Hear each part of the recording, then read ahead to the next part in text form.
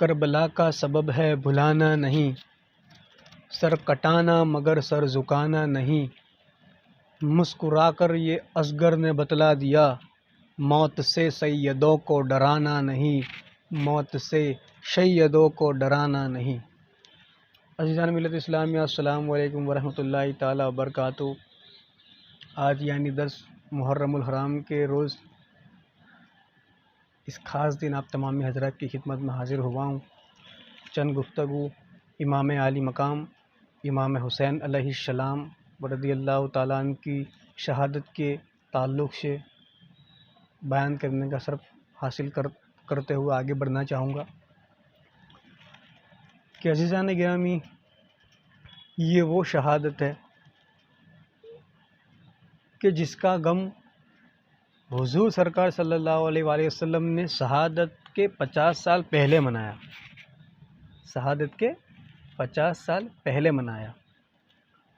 تو آئیے ہم کچھ اس طرح سے سنت رسول صلی اللہ علیہ وآلہ وسلم ادا کریں کہ جہاں آقا غمگین ہیں وہاں ہم بھی ان کے ساتھ اس غم میں شریک ہوتے ہوئے اپنی محبت کا اظہار کریں۔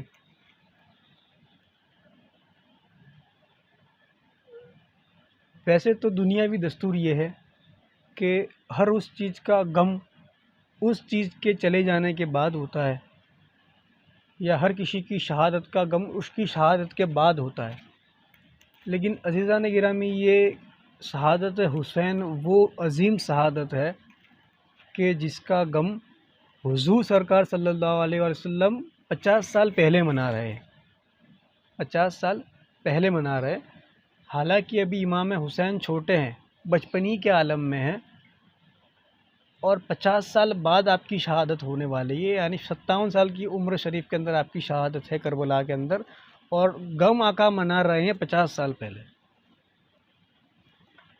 اور ام سلمہ رضی اللہ تعالیٰ عنہ ام المومنین ہیں، جو سب سے آخری میں جن کی دنیا سے رخصتی ہے، اور کربلا بھی جن کی نظروں کے سامنے ہوئی ہے۔ وہ یہ فرماتے ہیں کہ حضور سرکار صلی اللہ علیہ وسلم ایک روز اپنے گھر میں بیٹھے ہوئے ہیں، اور آپ کی گود میں امام حسین موجود ہے، اور آقا اپنے بیٹے کو یعنی کہ امام حسین کو گلے سے لگا رہے ہیں، ان کا بوسہ لے رہے ہیں، انہیں چوم رہے ہیں، اور انہیں اپنے سینے سے لگایا ہوا ہے، اور آپ کی آنکھوں سے آنسو کے قطرے جاری ہیں۔ ام سلمہ فرماتی ہیں کہ جب یہ منظرہ انہوں نے دیکھا تو پوچھا تاجدار کائنات صلی اللہ علیہ وآلہ وسلم سے کہ اے رسول اللہ صلی اللہ علیہ وآلہ وسلم، آپ کو کس چیز نے رلایا ہے؟ ایسا تو کیا دکھ آ پڑا ہے کہ آپ اپنے بیٹے حسین کو گلے سے لگا کر روئے جا رہے ہیں، اور بس روتے ہی رہے ہیں؟ ایسا تو کیا کس غم نے آپ کو رلایا ہے؟ حضور سرکار صلی اللہ علیہ وسلم فرماتے ہیں کہ اے ام سلمہ، کیوں نہ روؤں؟ ابھی جبرائیل میرے پاس آئے تھے، اور انہوں نے یہ مجھ سے فرمایا ہے کہ اللہ کے رسول صلی اللہ علیہ وآلہ وسلم، آپ کو حسین سے بے پناہ محبت ہے،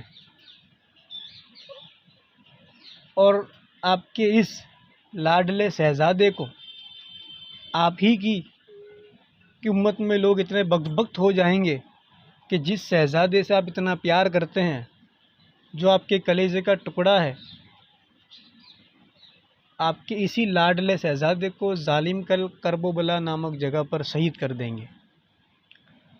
تو اے ام سلمہ، میں اسی کے غم میں رو رہا ہوں کہ انہوں نے مجھے ایک شیشی دی ہے جس کے اندر کربلا کی مٹی مجھے دے کر گئے ہیں، اور اس مٹی کو حضور سرکار صلی اللہ علیہ وسلم نے ام سلمہ کو عطا فرمایا، اور فرمایا کہ اے ام سلمہ، اس کو ایک جگہ پر جا کر رکھ دو، اور جب یہ مٹی خون میں تبدیل ہو جائے تب سمجھ لینا کہ میرا لاڈلا حسین شہید ہو چکا ہے۔ عزیزان گرامی، کہنے کا مطلب یہی ہے کہ دیگر لوگوں کی شہادتوں کا غم ان کی شہادت کے بعد ہوتا ہے، لیکن یہ شہادت حسین ایک واحد وہ شہادت ہے کہ جس کا غم حضور سرکار صلی اللہ علیہ وسلم 50 سال پہلے سے منا رہے ہیں، اور آج ہمارا یہ حال ہے کہ بس عاشورے کے دن بھی بس مبارکبادی کا ہی سلسلہ قائم چل رہا ہے۔ اور عزیزان گرامی، پچھلے کچھ سال سے یہ خارجی اثرات ہم پر پڑے ہیں کہ ہم سنیوں کا جو مین بنیادی چیز ہوا کرتی تھی کہ جس پر ایمان کی بنیاد ہوا کرتی، وہ محبت اہل بیت تھی، اور دشمنان اہل بیت نے شہادت حسین کو بھلانے کے لیے اس میں مبارکبادی کے سلسلے قائم فرما دی، اور کچھ لوگ اپنی ناعلمی کی بنیاد پر اس میں مبتلا ہوتے جا رہے ہیں۔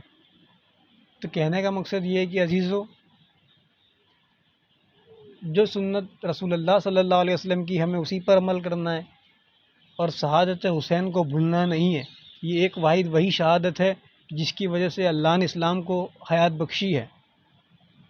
جو خواب حضرت ابراہیم علیہ السلام نے دیکھا تھا 10 ذی الحجہ کو، اسی کو پورا کیا ہے یہاں پر 10 محرم کو امام حسین علیہ السلام رضی اللہ تعالیٰ عنہ نے۔